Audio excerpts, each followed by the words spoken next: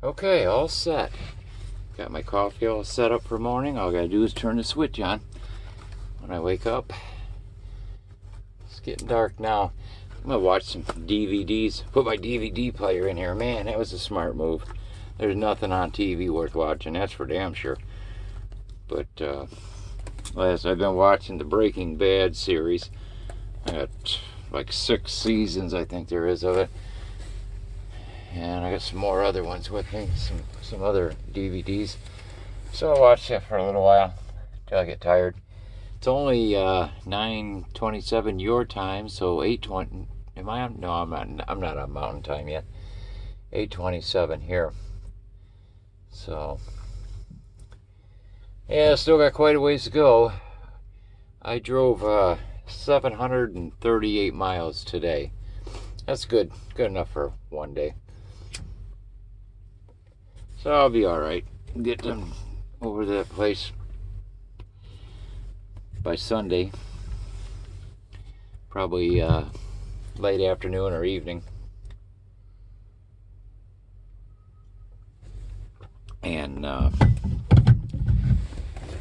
if it's like the one I just loaded in, down there in Kansas City, they got room to park. There's plenty of room to park trucks to wait till they open up in the morning. So, okay, nice and comfortable. Temperature outside is 50 something. It's going to get down to the 40s tonight. I don't think there's supposed to be any snow going across 90 through Wyoming and Montana and Idaho. I hope not. I don't feel like dealing with that. But talking about the speed limit and the policies, I'm not crazy about.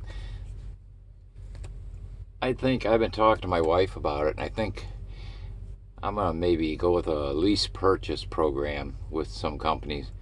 I looked at a magazine I picked up in a truck stop the other day. Was reading through it. It's all ads. It's all it is. All ads. How to run under your own authority if you want to, so you don't have to be leased to anybody. But there's a lot of them in here, and I notice all these guys pulling these Amazon Prime trailers, and they get out here. They're doing 80 miles an hour out here when the speed limit's 80 and 85 in some of the states. Montana, I think it's 85 maybe. So yeah, they're not governed down to 60, 67 or 65 like a lot of the company trucks are. So I don't know. We're going to talk it over some more. But yeah, I'm just, I don't know. Company drivers, okay, but I don't know. And then also with those lease purchase ones, I called a couple of them that are in there, talked to recruiters.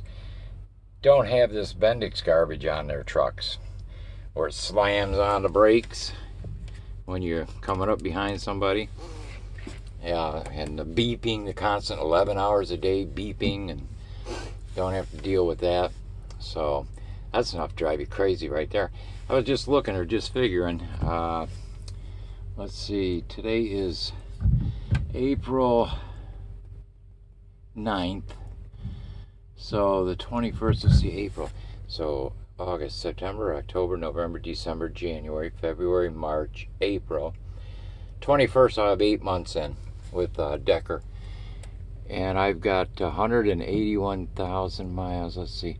Hey, Google, how much is 181 minus... she can't do it while I'm making a video.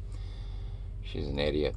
Anyways, I'm going to have like 80 some thousand, almost 90,000 miles on this truck at my next anniversary on the 21st of this month. That's a lot of miles.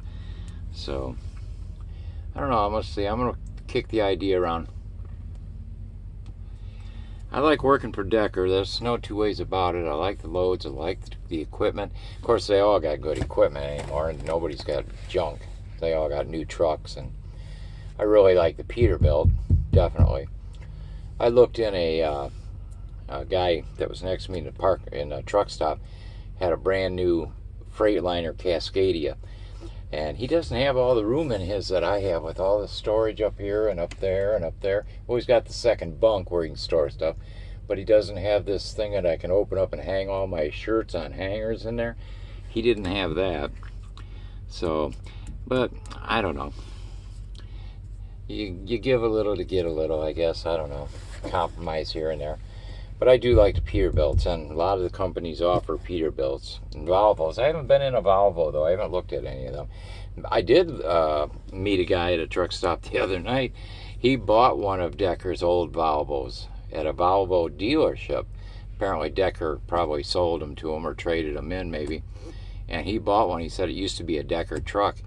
And he said he can run 85 miles an hour now, and if he wants to. He had it leased to a company in Minnesota. It was a reefer outfit. He gave me the name of the company and phone number and his name and everything. So I gotta maybe give them a call. And he did the same thing. It was a lease purchase. And they make it so easy. They give you a sign-on bonus, $7,500. Half on your first check, half on your second or third check. So you got operating capital, in case you have issues. Of course, if you're leasing it, your breakdowns, flat tires, all that stuff is covered. But you still have to pay for your fuel. And that, I noticed diesel's going down just a little bit now. It probably will go back up, but right now it's down a few cents.